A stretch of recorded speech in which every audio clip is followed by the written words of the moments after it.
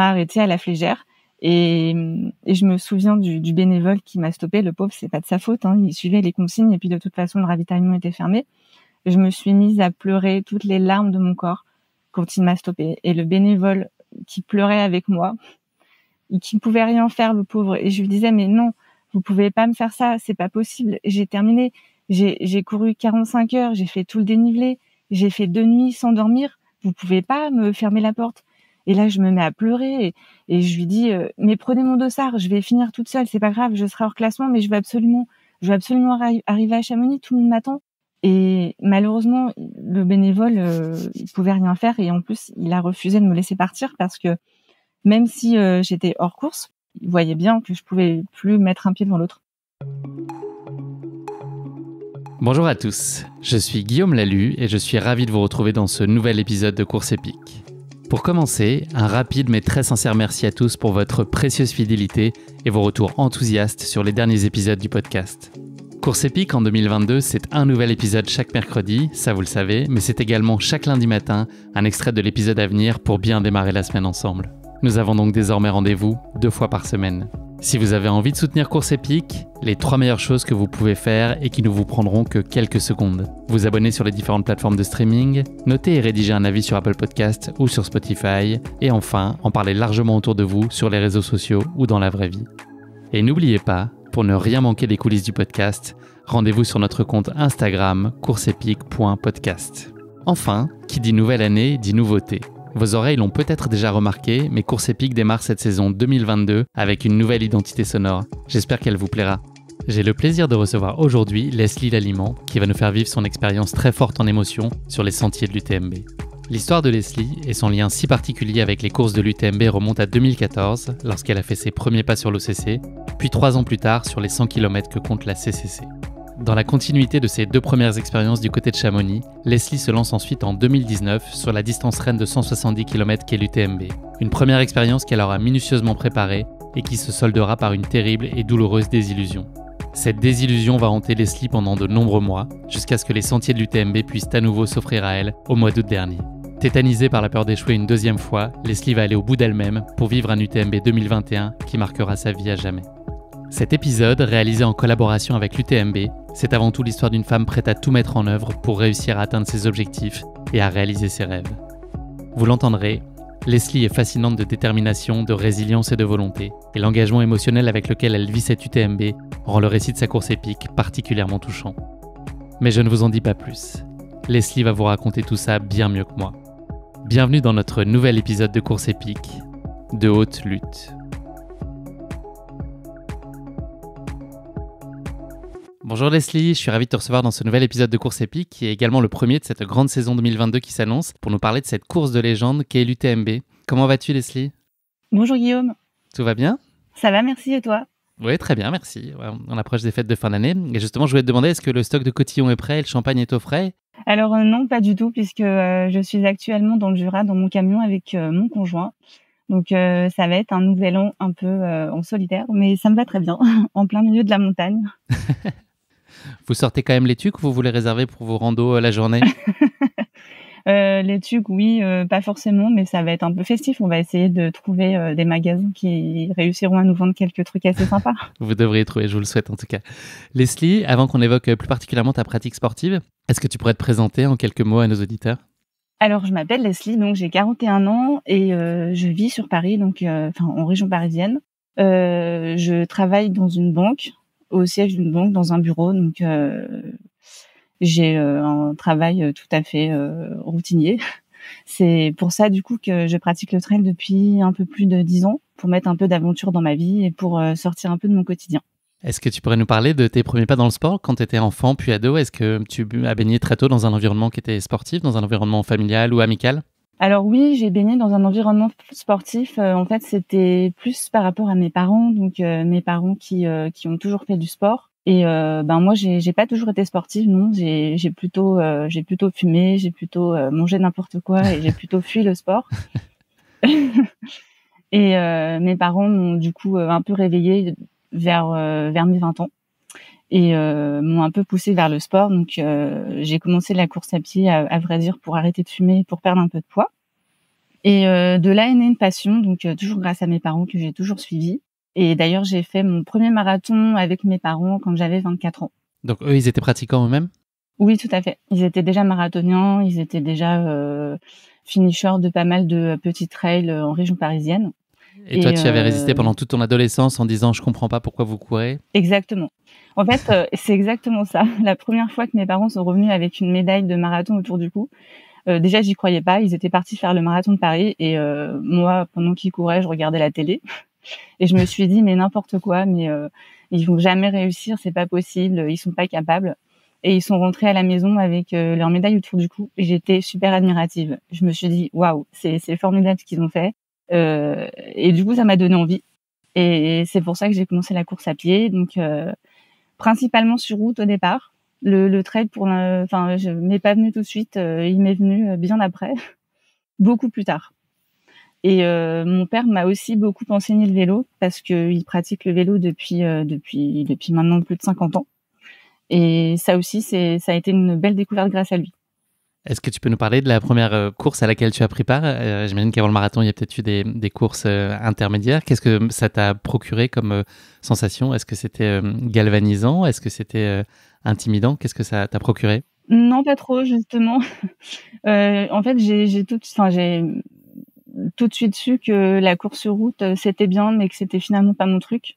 Donc effectivement, j'ai commencé par faire des semi-marathons sur la route, des 10 kilomètres sur la route, et puis ensuite rapidement j'ai fait beaucoup de marathons, donc toujours sur la route. Paris, Nice, Cannes, Rome, Florence. Mais non, c'était pas vraiment galvanisant. Enfin, si, c'est toujours galvanisant de franchir la ligne d'arrivée d'un marathon, mais ça me procurait pas assez d'émotion.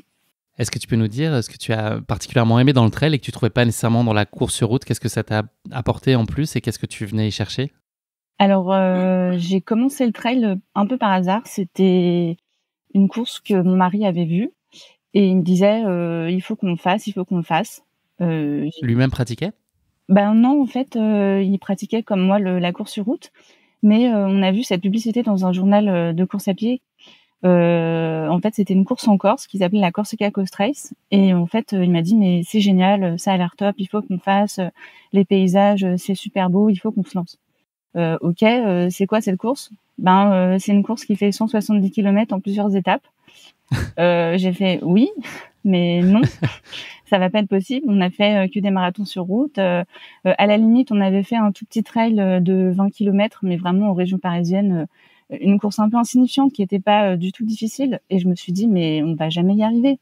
Mais si, allez, on se lance, ça va être génial. Les paysages corses, c'est top. Bon, ok, je suis. On s'inscrit, on y va. Première étape horrible. Je me suis dit mais plus jamais. C'est super dur. En plus, la Corse, on n'a pas démarré par la course la plus facile.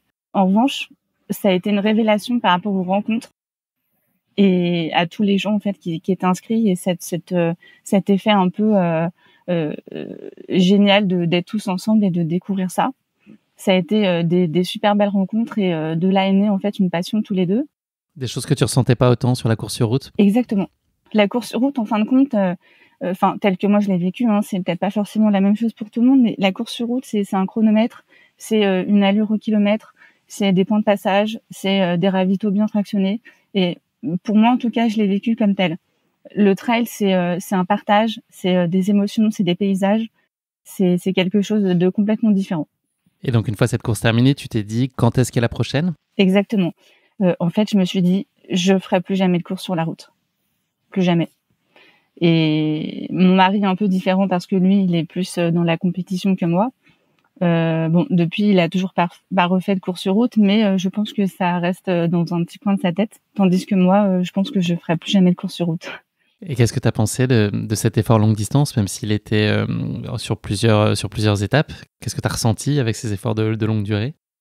Déjà, moi, les paysages, ça m'aide beaucoup. Dans le sens où, oui, le trail, c'est plus dur, c'est plus long. Mais par contre, t'oublies le chrono, t'oublies ton allure au kilomètre. C'est des moments que tu partages avec des gens, des moments que je partage avec mon conjoint, des rencontres que je fais sur place et que au final, j'ai toujours pas perdu ces rencontres-là. D'ailleurs, la personne que j'ai rencontrée sur cette course-là est devenue ma meilleure amie. Et maintenant, ça fait plus de 10 ans qu'on ne se quitte plus et qu'on fait pas mal de courses ensemble. Pour moi, avant tout, le trail, c'est ça. Ce sont des rencontres, des moments de partage et surtout des paysages. Une fois qu'on avait terminé cette course en Corse, on s'est dit, on va continuer. Et à partir de ce moment-là, on a commencé à trailer un peu partout dans le monde. Et ça a été en fait le début d'une grande aventure entre nous. Ça y est, tu avais été tombé dans la marmite, comme notre bon vieil Obélix. Exactement. Est-ce que tu as aujourd'hui un format de course de prédilection ? Oui, alors plutôt mon format de course de prédilection, moi je suis bien jusqu'à 100 km. Au-delà, ça commence à être très dur pour moi parce que déjà parce que je ne suis pas une coureuse très rapide. Donc forcément les temps sont rallongés. Donc pour un 100 miles, c'est très dur, l'entraînement, l'engagement, la préparation. En revanche, je dirais que pour un 100 km, ça me convient parce que entre guillemets, on passe qu'une nuit en course et pour moi c'est pas insurmontable comme effort. Est-ce que c'est des phases de ta vie ou de ton année que tu apprécies, ces cycles de préparation pour ces grands rendez-vous que tu as à ton calendrier ? Est-ce que c'est des moments que tu chéris ou est-ce que c'est juste un moyen d'accéder à une course et puis de réaliser ton rêve, de la finir, en tout cas d'essayer ? C'est un peu des deux. Alors forcément, il y a des moments où on prend beaucoup plaisir parce que comme je le disais, ce sont des moments que je partage avec mon conjoint, ce sont aussi des moments que je partage avec mes amis puisque j'ai beaucoup d'amis en fait qui pratiquent le trail. Donc oui, c'est des moments de super motivation, c'est une émulation, c'est un engouement entre nous. Les moments que je partage avec mon conjoint, d'autant plus que nous n'avons pas d'enfants, donc ce sont des moments qui sont exclusivement réservés entre nous. Donc c'est clair que quand on part 4-5 heures le samedi tous les deux, ce sont des moments d'exception. Pareil quand je m'entraîne avec mes amis et qu'on part pendant des heures, on est seuls au monde puisque j'ai plutôt des amies filles. On partage ces moments-là qu'entre nous et c'est unique. En revanche, oui, il y a pas forcément toujours la motivation, donc c'est pas que des moments magiques, je vais pas le cacher, c'est aussi des moments où La sortie à 6h du mat en février quand il fait -6 et qu'il pleut. C'est ça. Alors c'est exactement ça, t'as exactement résumé. Je dirais que quand il y a plus de motivation, c'est la discipline qui prend le relais parce que forcément pour préparer un UTMB, ce ne sont pas toujours des moments faciles. Des moments où on n'a pas envie de se lever, on a envie de rester au lit, on a envie de rester au coin du feu. Des moments où on est obligé de refuser des invitations avec les copains. Ah, tu viens, on sort, on boit. Ben non, je peux pas parce que demain je me lève à 6h, je vais m'entraîner. Ou même le soir quand on rentre du boulot, au lieu de filer sous la douche et de préparer à manger, ben non, je vais m'entraîner, il est 20h, il est tard, mais c'est pas grave. Tu sais que tes amis te jugent quand tu leur dis que tu peux pas aller boire un verre avec eux parce que tu es à l'entraînement. Exactement, les amis me disent « Oh mais arrête, c'est bon, il n'y a pas que ton UTMB ». Alors non, il n'y a pas que mon UTMB dans ma vie, mais actuellement si, il y a que ça. Jusqu'à fin août, il y aura que ça. Et oui, c'est pas toujours des moments faciles, j'admets. Est-ce que tu peux nous dire comment tu structures habituellement une année de course ? C'est quoi les principaux critères pour choisir les courses auxquelles tu vas participer ? C'est les distances, c'est aller dans des endroits que tu connais pas, c'est un peu parcourir le monde ou se partage avec les amis ? C'est tout ça à la fois. C'est partager des moments de vie avec mes amis et surtout avec mon conjoint. C'est également parcourir le monde. Donc c'est exactement ça. On choisit en fait nos courses par rapport au pays, par rapport au paysage. Par exemple, on a fait une course absolument sublime en Islande, où là, les paysages sont complètement différents de nos Alpes. Je suis très jaloux. Je suis désolée. En plus, à chaque fois, on essaye d'en profiter pour rester un peu là-bas parce que, en l'occurrence, la course, elle durait une semaine, donc c'était une étape à chaque fois différente. Mais on s'est dit, on est quand même en Islande, on va pas finir sur ça. Donc après, on a loué un 4x4, on a fait le tour de l'île. En fin de compte, nous, nos courses, c'est un aspect de découverte et d'exploration qu'on n'a pas, en fin de compte, dans les courses sur route.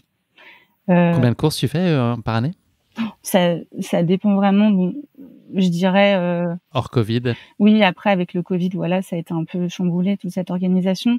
Néanmoins, on essaye au moins de faire un grand voyage par an, plus des petites courses ici et là, à droite à gauche, surtout dans les Alpes. Je vais pas cacher ma passion pour nos Alpes françaises. J'ai notamment souvenir d'une course qu'on a faite avec toujours mon conjoint en Nouvelle-Zélande. Donc, désolée si tu es encore jaloux. C'est encore un cran au-dessus de l'Islande, tu vois, en termes de jalousie. Mais Ouais. vas-y, continue. L'interview va bien se passer. La Nouvelle-Zélande, on en a profité pour visiter les 2 îles. En fin de compte, voilà, on a loué un camion parce que nous, on aime l'aventure en camion. On n'est pas forcément hôtel, palace, spa. On est plutôt dans la simplicité et dans la difficulté aussi, j'avoue, parce que c'est se mettre un petit peu des challenges. Donc, on a fait cette course en Nouvelle-Zélande et pour moi, c'était mon premier ultra. C'était une course de 107 kilomètres. Avec un départ tout à fait inoubliable et incroyable qui était donné par les Maoris pour nous donner en fait du courage et de la sécurité. Enfin, c'est des prières. Donc cette course qu'on a faite tous les deux, parce qu'avec mon conjoint, il y a des courses qu'on fait tous les deux, des courses qu'on fait séparément, parce que forcément, il n'a pas le même niveau. Pour des courses comme la Corsica par exemple, Coast Race, ou même l'Islande, ou même la Nouvelle-Zélande, ce sont des courses qu'on fait un peu à l'autre bout du monde, donc on s'est dit on va rester ensemble, contrairement à d'autres courses dans les Alpes ou en France où là, chacun un peu pour soi. Mais cette course, c'était en plus mon premier ultra en Nouvelle-Zélande, et ça a été un voyage absolument incroyable. Déjà dans les paysages, et puis pareil, les locaux sont absolument chaleureux, les ravitaillements, c'est juste une fête. Chaque ravitaillement est une fête, et c'était absolument incroyable. Ensuite, on a continué, c'est pareil, on s'est dit on va pas aller à l'autre bout de la planète pour entre guillemets juste faire un ultra. Donc avec notre camion, on a sillonné les 2 îles et on a parcouru tous les paysages possibles et inimaginables. C'est l'heure de prendre le rétroviseur qui est à l'intérieur de ton van et te regarder dedans. Leslie, est-ce que tu pourrais me dire quels sont, selon toi, tes points forts et puis tes points d'amélioration, qu'ils soient d'ordre physique ou mental? Qu'est-ce que tu voudrais corriger et puis qu'est-ce que tu penses naturellement bien faire, ou à force en tout cas de travail, mais sur lequel tu as peut-être plus de facilité? Alors mes qualités, le mental. Je ne lâche rien. Quand j'ai décidé quelque chose, je me donne à fond. Je me donne tous les moyens et j'y vais. J'ai pas peur. Si je suis prête, j'y vais et j'ai pas peur. Je n'abandonne jamais. Je préfère qu'on m'arrête plutôt que d'abandonner. On verra plus tard sur mon UTMB 2019, mais je n'abandonne pas. Je n'arrête pas de moi-même. Mes défauts, plutôt dans l'ordre technique. Quand on habite Paris, c'est assez compliqué de terminer des ultra-montagnes parce que oui, je ne suis pas une montagnarde, et pour moi de dévaler des pentes techniques, c'est pas du tout mon fort. Donc c'est un peu pour ça aussi que j'ai apprécié l'UTMB, parce que les sentiers sont soi-disant faciles. On y reviendra un peu plus tard, mais pour moi ça n'a pas été. Mais voilà, en tout cas moi mes défauts, c'est plus dans l'ordre technique. J'ai un petit défaut aussi, c'est que je suis épicurienne et j'aime assez bien manger et bien boire. Donc c'est assez difficile pour moi, j'admets, de préparer une course et de soigner mon hygiène de vie. On va dire ça. Ça, c'est pas du tout un défaut quand même. C'est un défaut peut-être. Ça complique la tâche pour la course à pied, mais c'est une belle qualité. Merci. Est-ce que tu peux nous parler de l'accomplissement que tu trouves dans la course à pied? Qu'est-ce qui te pousse à courir? Pourquoi je cours? C'est une belle question et une bonne question. Je cours pour plein de choses. Je cours parce que premièrement, j'ai une vie qui est absolument simple et banale. J'irais même jusqu'à dire un peu ennuyeuse. Travailler dans un bureau, c'est pas vraiment, en fin de compte, l'idée que je me faisais de ma vie. J'aurais bien aimé avoir un peu plus d'aventure, avoir les moyens, la capacité de faire autre chose de ma vie, sauver des vies ou parcourir le monde. Malheureusement, je travaille dans un bureau. C'est un peu pour ça que je me suis mise au trail à travers le monde, pour pimenter un peu ma vie, pour changer mon quotidien, changer ma routine et mettre beaucoup d'aventures dans ma vie. Est-ce que tu peux nous parler de la place que tient la course à pied aujourd'hui dans ton quotidien et comment elle coexiste justement avec la vie professionnelle que tu viens d'évoquer, ta vie personnelle? C'est quoi une semaine type pour toi, Leslie? Alors la course à pied, forcément, prend une grande place dans ma vie. C'est même plus que la course à pied. C'est une façon de vivre. C'est une hygiène de vie. C'est un quotidien. Je dirais pas que tout est organisé en fonction de ça, mais presque. Grâce au télétravail, en plus, on a plus de temps. Donc moi, je peux aller m'entraîner le matin, je peux aller m'entraîner le midi, je peux aller m'entraîner le soir. Après, ça prend aussi beaucoup de place avec mon entourage. forcément, mes parents étant des sportifs, on parle beaucoup de sport, on échange sur ça. Mes amis aussi, forcément, on partage beaucoup de choses à travers ça. C'est des entraînements quotidiens avec eux. C'est un partage, c'est des choix de courses, des moments partagés où on part, on fait une course, on fait ensemble toute la course et ce sont des souvenirs également. Merci beaucoup pour cette présentation, Leslie. On va passer désormais à notre séquence de la basket chinoise, notre portrait chinois version sportif. Première question de cette basket chinoise, si tu étais un personnage fictif, qui serais-tu ? Alors, mon personnage fictif, je ne sais pas si tu le connais, il s'appelle Alexander Supertramp. Je crois pas. Le nom m'évoque vaguement quelque chose, dis-moi. En fait, c'est le personnage inventé par Christopher McCandless dans le film Into the Wild. D'accord, ok. Que je n'ai pas vu, Voilà. Honte à moi, je n'ai pas vu ce film culte. Il faut que tu le vois, c'est absolument formidable. En fait, donc Christopher McCandless, c'est un jeune étudiant américain qui a un avenir prometteur. Il est super intelligent. Il a des parents qui le poussent à faire des études. Ils lui achètent tout ce qu'il veut. Donc c'est un petit pourri gâté. Mais à l'âge de ses études, il décide de tout quitter pour vivre seul en pleine nature. Donc il brûle ses billets de banque, il brûle sa voiture. Il dit merde à tout, il dit merde à la vie. Il estime qu'on a trop de choses, qu'on a trop de besoins, qu'on est trop assisté. Donc il part seul en Alaska. Et il s'invente un personnage qui s'appelle Alexander Supertramp, qui croit que le bonheur est d'être seul en pleine nature. Donc il vit son expérience, il rencontre des gens, et finalement, il se retrouve seul dans son bus. Mais au final, le résumé, c'est de dire que le bonheur n'existe que s'il est partagé. Et ça me parle parce que à travers mes aventures de course à pied, de trail, au final, c'est un sport solitaire, mais absolument pas. La course à pied n'existe elle-même que si elle n'est partagée. En tout cas, c'est comme ça que je le ressens. J'ai pas vu le film, mais je crois savoir que ça se termine pas très bien, non ? Je vais éviter de le dire pour les auditeurs qui n'auraient pas vu le film. Non, il n'y a que moi qui l'ai pas vu, ne cherche pas. De tous les auditeurs, je suis le seul à pas avoir vu le film, je pense. Bon, il est possible, il y a une éventualité que ça puisse mal se terminer, en tout cas. Oui, exactement. Deuxième question de cette basket chinoise, Leslie. Si tu étais un animal, lequel serait-il ? Le chamois, sans hésiter. Parce que, comme lui, j'adore être en nature, j'adore être à la montagne. C'est d'ailleurs le seul endroit où je me sens bien. Forcément, dans ma tour de verre, je me sens pas forcément bien. Donc, j'essaye d'avoir des moments de vie où je m'échappe, un peu comme le chamois. Et je prends tout de la nature. Il faut aller t'installer à Chamonix, Leslie ? Oui, c'est ce que tout le monde me dit. Mais c'est pas si facile parce que il y a l'entourage, la famille, et puis il faut trouver un boulot. C'est terre à terre, mais c'est la vérité. On peut pas vivre d'amour et de montagne, malheureusement. Effectivement. Leslie, troisième question de cette basket chinoise. Est-ce qu'il y a un sportif ou une sportive qui a une source d'inspiration particulière pour toi ? Alors, je suis sûre, Guillaume, que tu t'attends à ce que je réponde François Daen, Kylian Jornet ou Xavier Thévenard, j'imagine. Pas forcément, mais je vais être surpris, en tout cas, j'en suis certain.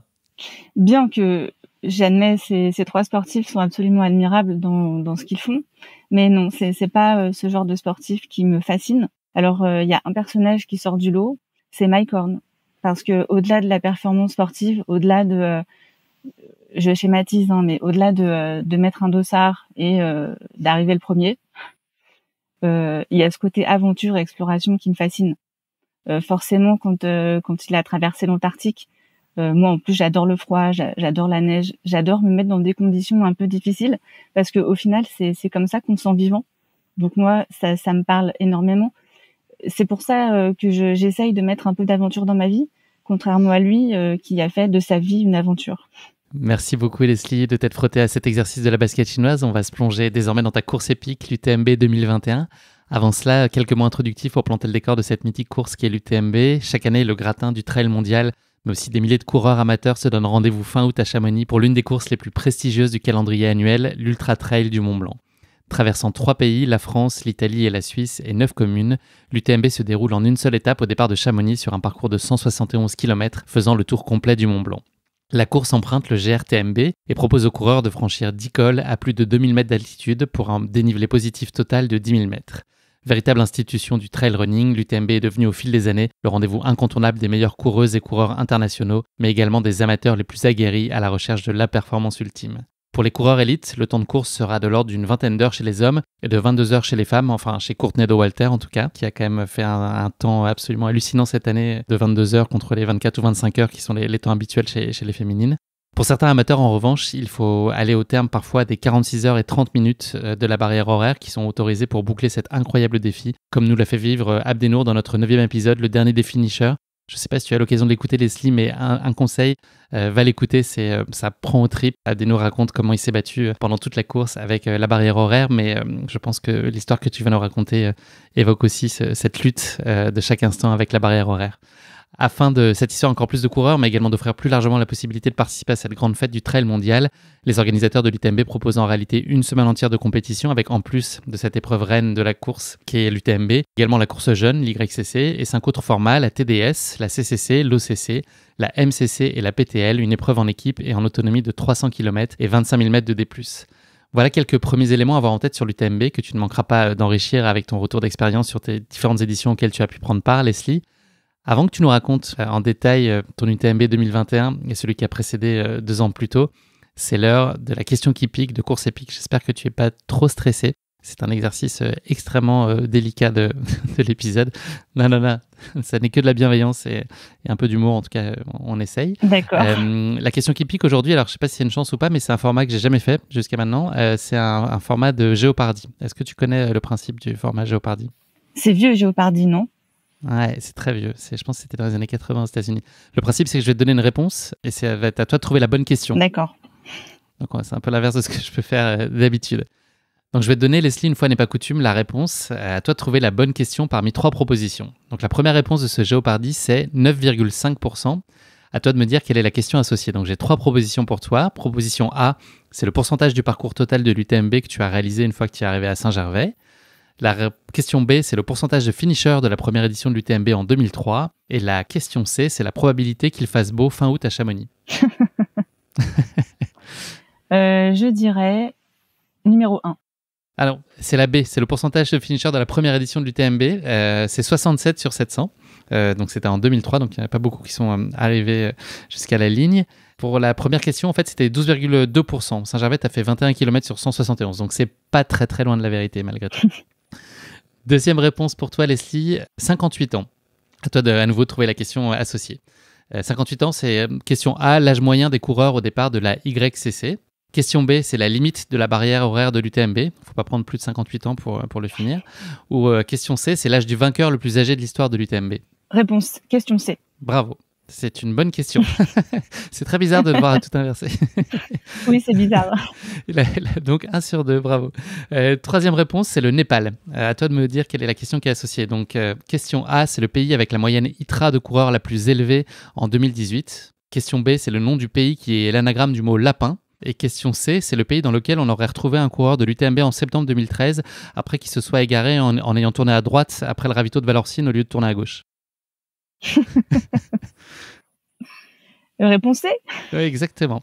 Mais non, c'était bien la question A, donc tu as raison. C'était le pays qui avait la cote ITRA la plus élevée en moyenne en 2018. Alors, ils avaient un seul coureur qui était Sangay Sherpa et qui a une cote de 812, donc ça aide pas mal. Mais non, voilà, c'était cette réponse. Écoute, pas facile, j'avoue, ce Jeopardy, pas facile à raconter déjà sans s'abonner, puisque j'ai dit une fois sur 2 questions à la place de réponse et réciproquement. Voilà. Pardi, c'en est déjà fini de cette question qui pique. On va passer désormais à ta course épique. C'est l'UTMB 2021, on l'aura compris. Je te propose avant ça, Leslie, qu'on remonte un tout petit peu le temps et qu'on commence par parler de tes 2 premières expériences dans le cadre de l'UTMB. Donc, c'était l'OCC en 2014 et la CCC en 2017. Comment se sont passées tes premières expériences dans le cadre de cette grande fête qui est l'UTMB ? Alors, effectivement, ma première expérience sur l'UTMB, ça a été de faire l'OCC en 2014, où on s'est inscrit un peu par hasard, toujours avec mon conjoint. On s'est dit, tiens, c'était la première édition en plus de l'OCC. On s'est dit, tiens, il y a une petite course à Chamonix qui n'est pas la CCC ni l'UTMB. On s'est dit, elle fait 53 km. Bon, il y a quand même un beau D+, mais c'était accessible pour nous au vu de notre entraînement du moment. Donc, on s'est dit, on va tenter. On connaissait pas du tout Chamonix, on connaissait pas du tout les sentiers de l'UTMB. Donc, on a tenté et par chance, on a été tiré au sort. Et donc on a été sur Chamonix donc en fin août 2014. On a couru l'ECC et pour nous ça a été quasi immédiat la révélation sur l'ambiance à Chamonix, l'arrivée, même le départ qui était à Orcières en Suisse. Tout de suite on s'est mis dans l'ambiance et les sentiers ça a été une révélation. On s'est dit waouh, c'est super beau, surtout côté suisse. Les sentiers sont vraiment super jolis. En plus, on a eu cette année un super soleil, donc vraiment une course incroyable qu'on a fait ensemble du début jusqu'à la fin. C'était la première fois qu'on passait une ligne d'arrivée à Chamonix et honnêtement, c'est à faire au moins une fois dans sa vie. Ce que tu as fait plus d'une fois depuis. Oui. Donc là, ça y est, tu t'es laissé gagner par l'enthousiasme et le plaisir de courir à Chamonix. Donc 3 ans plus tard, tu as remis ça sur la CCC, donc qui est 100 km. Exactement. Quand on a fait l'OCC en 2014, on avait un ami qui était lui sur l'UTMB et on était bouche bée à l'idée de savoir qu'il allait peut-être ou pas faire le tour du Mont Blanc. Donc on s'est dit, il faut qu'on passe au-dessus. Cette année-là, en plus, on avait 2 amis qui faisaient la CCC, Daniel et Joël, pour ne pas les citer. Et on a été en plus les voir à leur arrivée. On a fini les 50 derniers mètres avec eux sur leur CCC. Moi, ça me paraissait, pardonnez-moi du jeu de mots, une montagne de faire cette CCC. Je me suis dit, mais j'applaudis, bravo. Je me suis dit, mais c'est pas possible. Ils ont couru toute une nuit. Ils ont fait 24 heures de course. Ils sont arrivés, ils étaient épuisés, livides, complètement cramés. Mais c'était tellement beau. Ils ont passé la ligne d'arrivée main dans la main. Je me suis dit, avec Fabien, mon conjoint, il faut qu'on fasse. C'est pas possible. Je sais pas si on y arrivera. Je sais pas si on a les capacités. Je sais pas si on a le mental. Mais il faut qu'on teste la CCC. Et pour moi, c'était fini. Après, la CCC, une fois que je me suis inscrite à la CCC, je me suis dit, moi, j'ai atteint mon Graal. C'est bon, j'en ai fini avec les courses de l'UTMB. Donc, c'est pareil, on s'entraîne, CCC. Et en plus, j'ai eu forcément une petite histoire sur cette CCC. C'est que 3 mois avant, je me suis fracturé un orteil. Donc, forcément, mon entraînement a été un peu différent des autres. Mais encore une fois, j'ai rien lâché. La CCC, cette fois-ci, on a couru chacun de notre côté. Fabien a fait une super performance à l'époque. En plus, on a eu un temps pourri, malheureusement. Et sur cette CCC, j'ai tout donné. Je suis arrivée limite barrière horaire.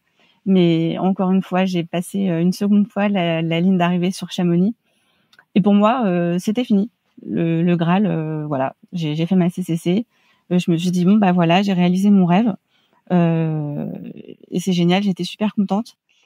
Mais il y avait quand même une petite voix intérieure qui me disait, t'as fait l'OCC, t'as fait la CCC, et forcément sur la ligne d'arrivée, mon mari qui vient me chercher et qui me regarde en souriant et qui me dit, bon, alors, la grande boucle? Il a profité de l'adrénaline du moment. C'est vraiment pas sympa. Non, c'est pas sympa. Donc t'as forcément dit oui? Pas tout de suite. Ou t'as dit non, t'as botté en touche? J'ai dit laisse-moi arriver, laisse-moi digérer cette CCC parce que elle a pas été facile au vu de mon entraînement qui a été raccourci. D'abord laisse-moi savourer s'il te plaît, va me chercher une bière et on en reparle après. Et après la bière, c'était réglé? Quasiment. Je me suis dit c'est vrai que c'est dommage de s'arrêter à la CCC, le départ étant à Courmayeur. On s'est dit on a fait la CCC mais c'est pas le tour complet. Donc après le petit bonhomme fait son chemin dans ma tête, dans la sienne, et puis on finit par dire ok, on se lance. Mais moi j'étais persuadée que j'allais jamais y arriver. Avant que tu nous racontes en détail ton expérience sur cette UTMB 2019, est-ce que tu peux déjà nous raconter la phase de préparation préalable et répondre aux cassettes que tu as évoquées tout à l'heure? Comment est-ce qu'on prépare une course comme l'UTMB quand on habite Paris? Comment est-ce que tu avais, toi, organisé ta préparation? Combien de temps avant tu t'y étais pris? Très, très difficile de préparer un UTMB quand on habite Paris. J'ai heureusement la chance d'habiter en lisière de forêt, la forêt de Montmorency, où on peut quand même trouver pas mal de jolies bosselette, j'ai envie de dire, parce que ce ne sont pas forcément des côtes de montagne. Et là a commencé un entraînement militaire acharné. On a beaucoup couru le matin, le midi, le soir, des côtes. On a enchaîné les entraînements en côte, les sorties longues. Je me souviens même d'un matin où c'était l'anniversaire de mon mari, un samedi matin.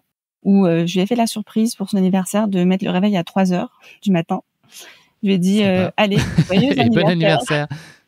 Joyeux anniversaire, mets ta frontale, on va courir. Comment ça, il est 3h du matin? Bah oui, allez, il faut s'entraîner, on a l'UTMB.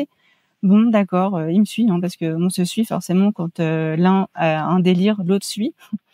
Et donc cette matinée-là, on a couru jusqu'à 11h du matin, donc on a couru près de 6h.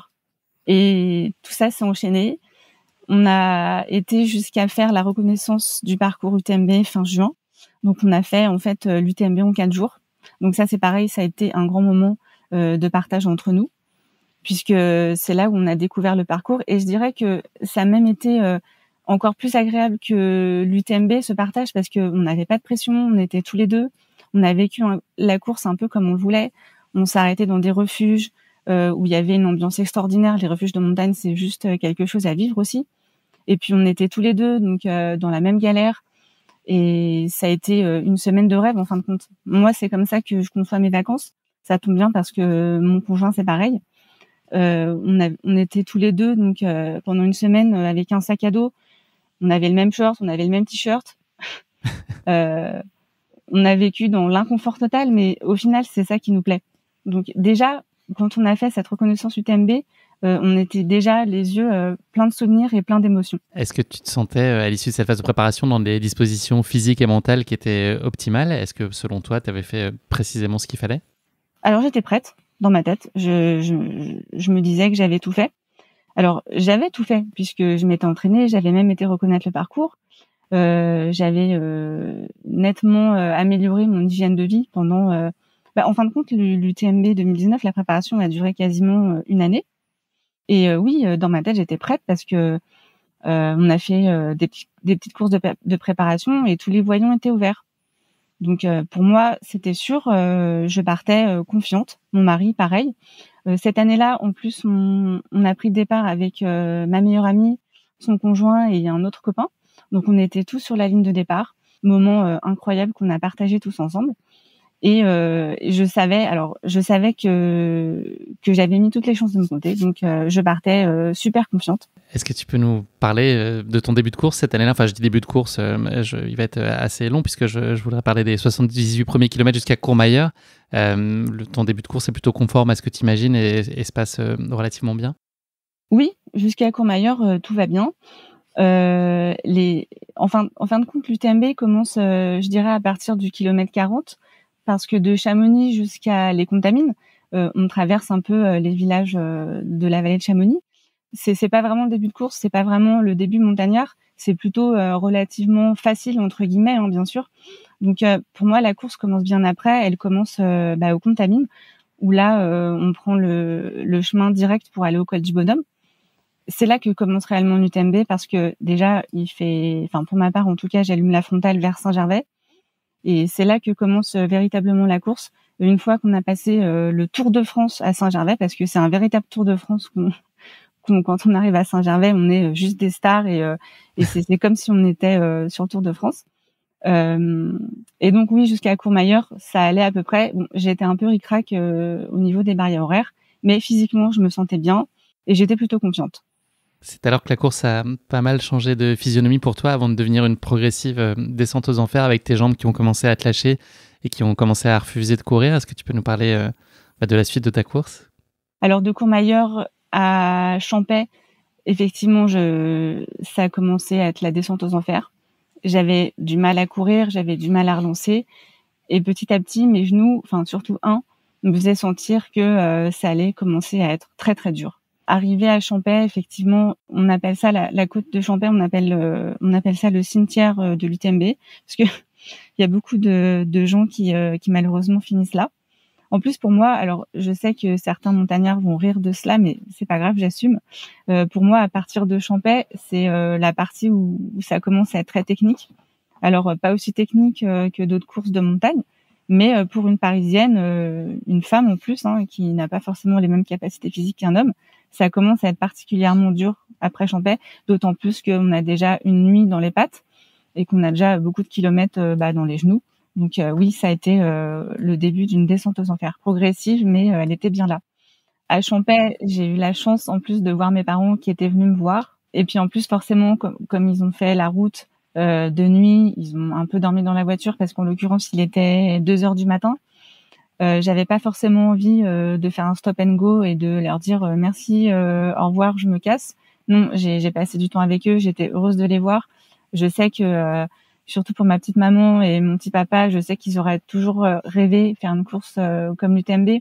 Donc je savais l'émotion qu'ils avaient en me voyant. Donc j'ai attendu avec eux, j'ai pris mon temps et je regrette pas parce que c'était un moment formidable de partage. Mais malheureusement, ça m'a coûté 45 minutes.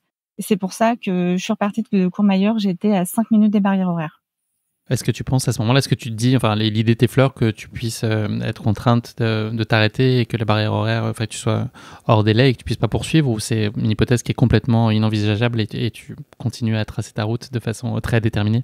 Ah non, jamais je songe une seule minute à abandonner. Je me dis, si quelqu'un doit stopper ma course, ce sera pas moi. Moi, je suis pas programmée pour abandonner.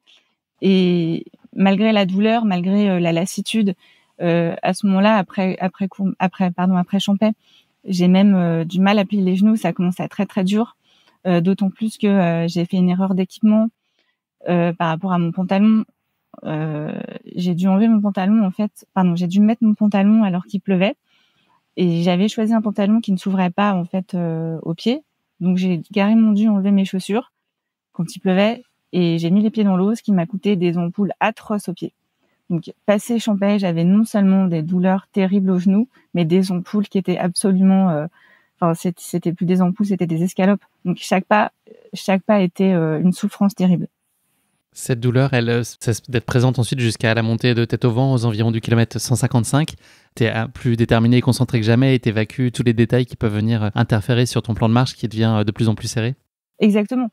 Une fois arrivé péniblement la tête au vent, qui n'est pas une barrière horaire mais que c'est un point de contrôle, je savais qu'il me restait un quart d'heure pour arriver à la Flégère. Sachant que la tête au vent, la Flégère, alors certes, ce n'est que 3 kilomètres, mais ce sont des kilomètres qui, pour moi, sont les plus durs parce que c'est impraticable.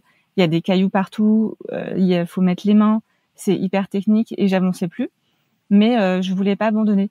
Donc la personne qui a pointé mon dossard à la tête au vent me dit mais si continue à la Flégère, ils sont cool, ils laissent passer plein de gens même si t'arrives en retard. Bon, ok, mais de toute façon, coûte que coûte, il fallait que j'avance. Donc effectivement, j'ai coupé mon téléphone parce qu'à ce moment-là, beaucoup de gens s'inquiétaient, mes amis, mes parents, mon mari.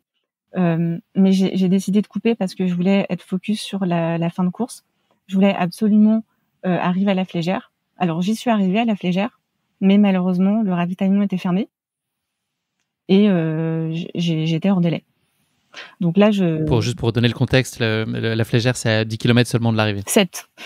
7, ouais, et c'est la dernière barrière horaire. Exactement. C'est la toute dernière barrière horaire, c'est la fin de course. La Flégère, quand on passe ce ravitaillement ou cette barrière horaire, il reste plus que, entre guillemets, la descente sur Chamonix. Donc j'avais fini. Et pour moi, c'était impensable. Ils n'avaient pas le droit de me fermer la porte. Je me disais, mais c'est inhumain.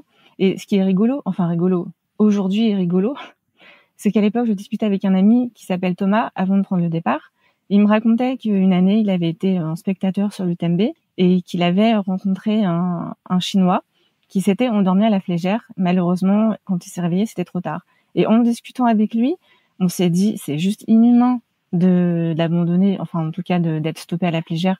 Je lui ai dit, mais oui, mais c'est quelque chose, c'est invivable, ce serait insupportable. Et c'est pas possible. Eh ben si, c'était possible. J'ai pas fait exprès, mais on m'a arrêté à la Flégère et je me souviens du bénévole qui m'a stoppé. Le pauvre, c'est pas de sa faute, hein. Il suivait les consignes et puis de toute façon le ravitaillement était fermé.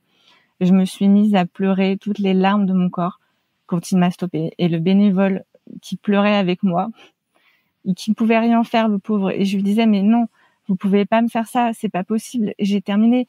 J'ai couru 45 heures, j'ai fait tout le dénivelé, j'ai fait 2 nuits sans dormir. Vous pouvez pas me fermer la porte. Et là, je me mets à pleurer et je lui dis, mais prenez mon dossard, je vais finir toute seule, c'est pas grave, je serai hors classement, mais je veux absolument arriver à Chamonix, tout le monde m'attend. mes amis, mes parents, mon mari, tout le monde m'attend. C'est juste, vous pouvez pas me faire ça. Pour moi, c'était inconcevable. Et malheureusement, le bénévole, il pouvait rien faire et en plus, il a refusé de me laisser partir parce que même si j'étais hors course, moi, j'aurais bien voulu le terminer de moi-même, mais il n'a pas voulu parce qu'il voyait bien que je pouvais plus mettre un pied devant l'autre. Donc, je pense que pour ma sécurité, il l'a fait pour m'éviter tout accident. Donc, malheureusement, ces 7 derniers kilomètres, je les ai faits en 4x4 avec d'autres personnes rescapées de la tête au vent. Et dans le 4x4, c'était juste abominable. J'étais inconsolable. Et pour moi, c'était irréel. Et pour moi, j'avais fait l'UTMB, mais on m'a volé mon arrivée. On me l'a coupé. Qu'est-ce qui se passe alors les heures et les jours qui suivent? Tu refais le scénario 500 fois, tu essaies de changer des paramètres, tu essaies de comprendre, t'arrives à peine à digérer? Alors déjà, mon arrivée en 4x4, j'ai demandé au conducteur de ne pas me ramener dans le centre-ville de Chamonix. Je ne voulais pas voir la ligne d'arrivée, je ne voulais pas voir les derniers pas de l'UTMB, je ne voulais pas voir ça. Donc je lui ai demandé de m'arrêter avant. Et je voulais voir personne. Je voulais voir que mon mari et mes parents. Je sais que ma meilleure amie m'attendait depuis longtemps et à faire des refresh sur le live trail. Je sais qu'elle était là, mais je voulais pas la voir. Donc j'ai demandé à ce qu'il m'arrête avant pour éviter toute cette euphorie et toute cette folie qu'il y a à Chamonix quand on arrive. Et donc je suis rentrée seule avec mon mari, mes parents. J'ai vu personne. Je voulais pas voir Chamonix. Et ensuite, oui, ça a été le bilan.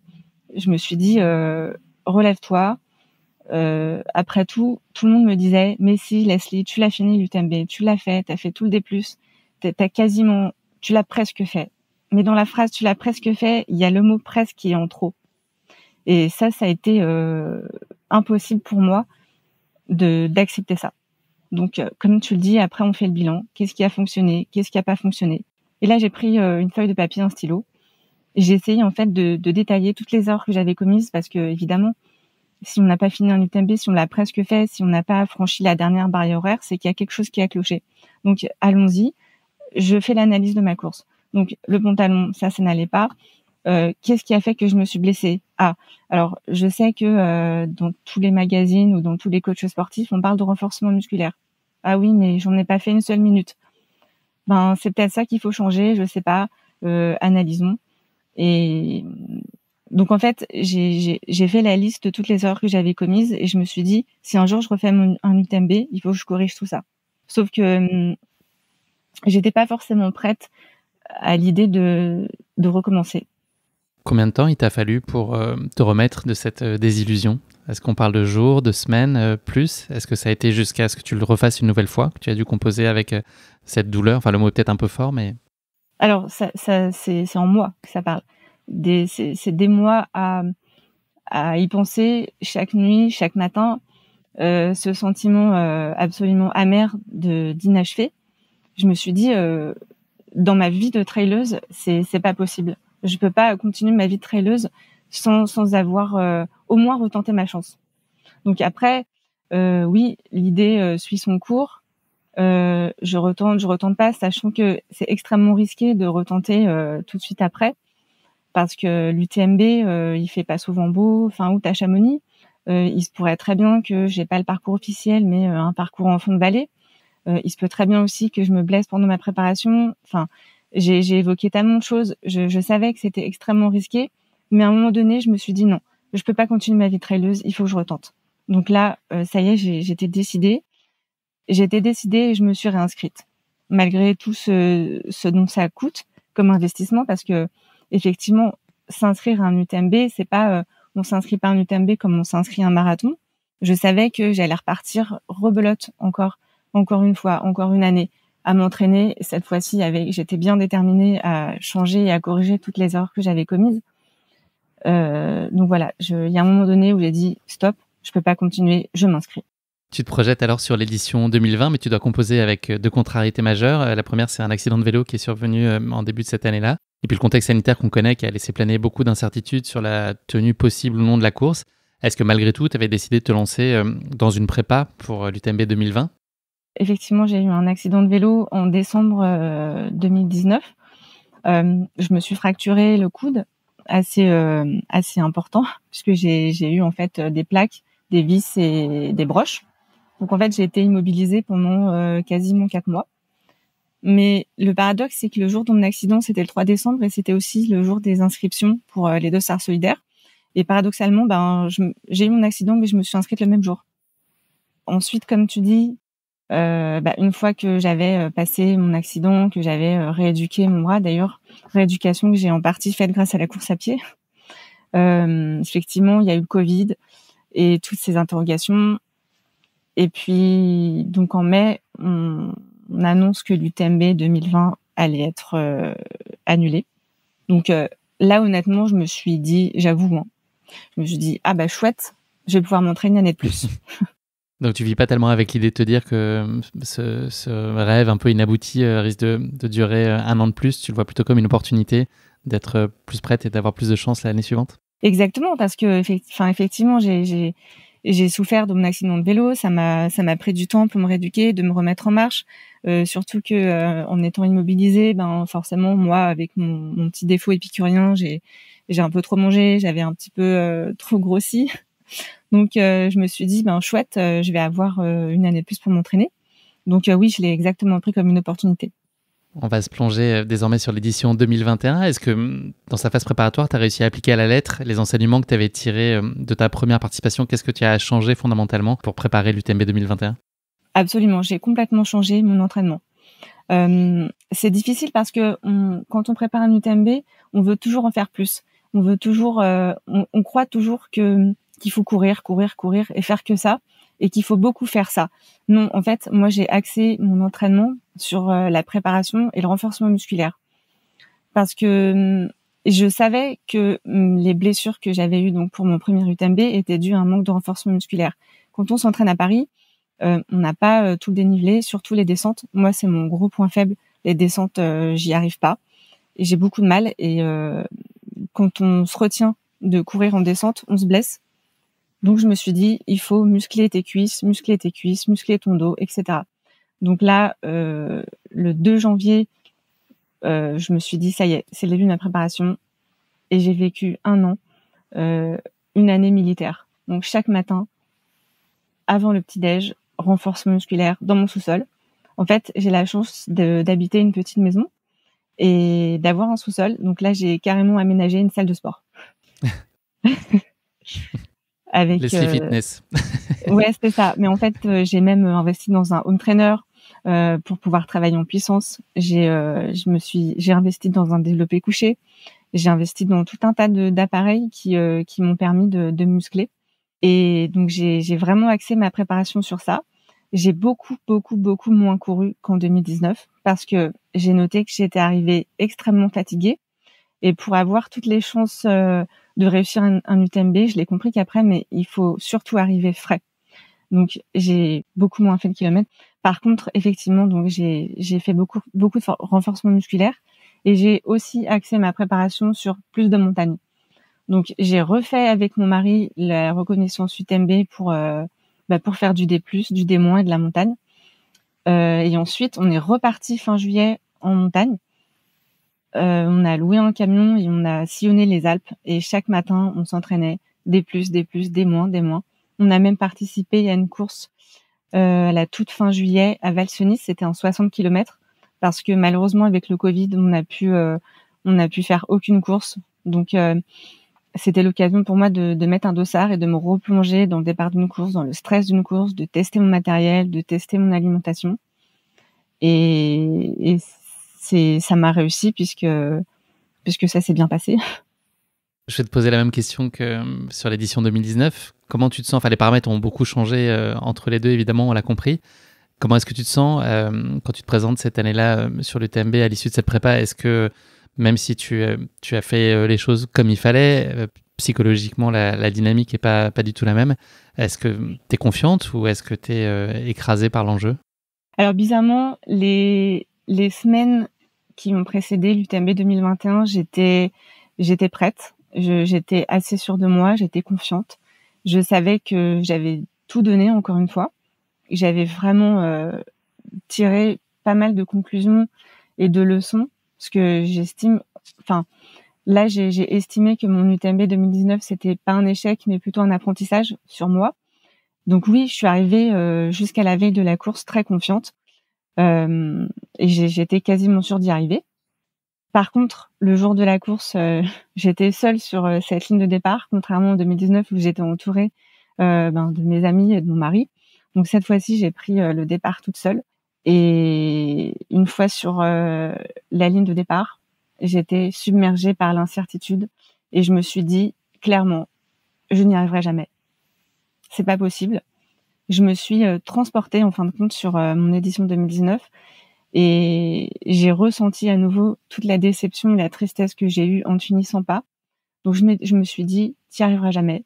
J'ai vu comme un tsunami devant moi et je me suis dit, c'est pas possible, je veux pas revivre la même chose qu'en 2019. Donc là, il s'est passé quelque chose d'assez spécial dans ma tête. Je me suis dit, prends le départ. C'est sympa en plus le départ d'un UTMB à Chamonix. Toute la musique qu'ils mettent, toute l'ambiance, toutes les émotions. Tout était là, hein. J'avais l'émotion. Mais je me suis dit, je savais que j'allais pas y arriver. Donc je prévoyais, et ça je l'ai pas dit tout de suite à mon entourage, hein, je l'ai dit pas mal de temps après. Leslie, c'est bien, t'as repris le départ de l'UTMB, mais tu vas jamais y arriver. Donc écoute, je me parlais à moi-même, je me disais écoute, quand t'arriveras aux Ouches, parce que aux Ouches finalement, de Chamonix jusqu'aux Ouches, c'est dur à dire, hein. Chamonix jusqu'aux Ouches. J'avoue que c'est pas simple. C'est 8 km de plat. Où c'est juste en fait la partie pour relier Chamonix au reste de l'UTMB. Donc je me suis dit c'est bien, tu t'arrêteras aux Ouches et tu t'arrêteras de toi-même et tu diras à tout le monde, tu vas mentir, tu vas dire que tu t'es tordu une cheville, comme ça ça passera. Parce que quand on prend le départ une seconde fois d'un UTMB, il faut savoir que j'avais des dizaines et des dizaines de personnes qui me suivaient. Ça me mettait une pression mais pas possible et j'avais pas envie de revivre la même chose qu'en 2019, mais j'avais également pas envie de décevoir toutes ces personnes-là. Donc j'avais décidé de mentir et de m'arrêter aux Ouches. Est-ce que tu peux nous parler de ta stratégie de course? Est-ce qu'il y avait des choses que tu avais définies précisément? Est-ce que ton seul point de repère, c'était finalement tes temps de passage de 2019 et essayer d'être un peu en avance sur cela? Comment est-ce que tu avais, dans les grandes lignes, décidé d'orienter ta stratégie de course? Alors ma stratégie de course, donc ça a été de me dire qu'il fallait que je gagne du temps. Donc pendant toute cette année de préparation, j'ai eu la chance incroyable d'être coachée par mon mari mentalement, qui m'a appris à me battre, qui m'a dit, tout au long de cette année, il m'a expliqué que un UTMB, moi, je n'ai pas les capacités des champions, donc moi j'ai pas le temps de me poser. Et il m'a dit, il faut que tu t'arrêtes jamais. Il faut que dès que tu puisses courir, dès que tu as l'ombre d'une possibilité de te remettre à courir et de pas marcher, il faut le faire. Donc il m'a appris et effectivement ma stratégie ça a été de gagner du temps. Je m'étais préparé une anti-sèche avec mes temps de passage de 2019, également les barrières horaires et je me suis dit Leslie, s'il y a une chance infime d'y arriver, il faut que tu mises là-dessus. Il faut que tu mises sur les ravitaillements. Donc moi, j'avais décidé de me laisser aucun répit. Aucune minute de repos. On est donc le 27 août, vendredi 27 août 2021, fin d'après-midi. Tu as pris le départ, tu arrives donc au bout de 8 km aux Ouches. J'ai réussi à le dire sans trop de difficulté, mais c'est pas évident. Donc tu arrives finalement aux Ouches au kilomètre 8. Est-ce que tu tiens au plan que tu avais imaginé quelques minutes plus tôt? Non. J'arrive aux Ouches et je me dis, je me sens plutôt bien, je suis fraîche. Bon, c'est dommage de m'arrêter là. Je vais tenter d'aller jusqu'à Saint-Gervais parce que l'ambiance est sympa à Saint-Gervais. Donc, je continue ma route. Et un peu avant Saint-Gervais, je mets ma frontale. Et là, ça y est, mon UTMB avait commencé. Et à ce moment précis de la course, je me suis dit, je vais y arriver. J'abandonnerai pas. Donc là, tu passes en mode guerrière, t'es le nez dans la montre et t'es focus sur le chrono. Exactement. Là, ça y est. Dans ma tête, j'étais prête à me battre pendant plus de 40 heures. Et je me suis dit, c'est parti. Il faut que tu donnes le meilleur de toi-même. Peu importe si tu y arrives ou pas. Peu importe si on t'arrête. Peu importe ce qui se passe. Il faut donner le meilleur de soi-même. Et là, ça a été le début d'une lutte contre moi-même. Une lutte contre le temps. Une lutte contre les éléments. Une lutte contre tout, en fin de compte.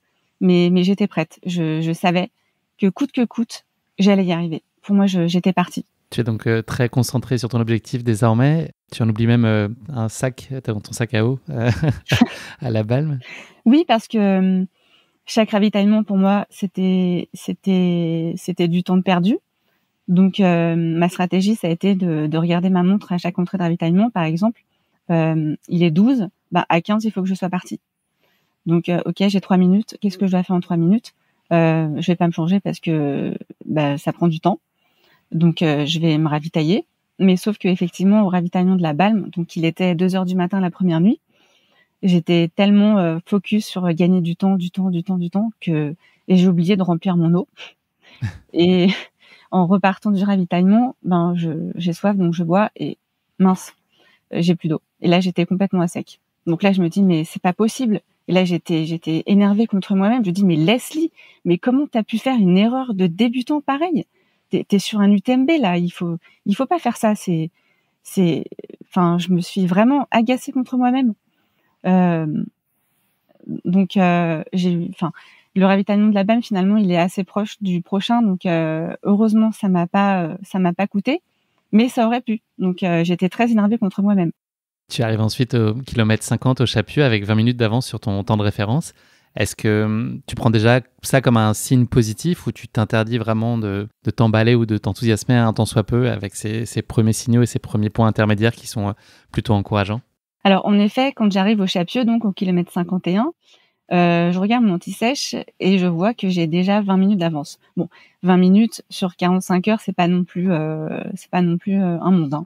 Donc je me dis c'est bien, mais continue. De toute façon, une chose aussi que mon mari m'a appris, c'est que sur un UTMB et que effectivement j'ai vécu en 2019, c'est que même si tu as l'impression d'avoir du temps, même si tu as l'impression que c'est gagné, c'est dans la poche, non, c'est jamais gagné.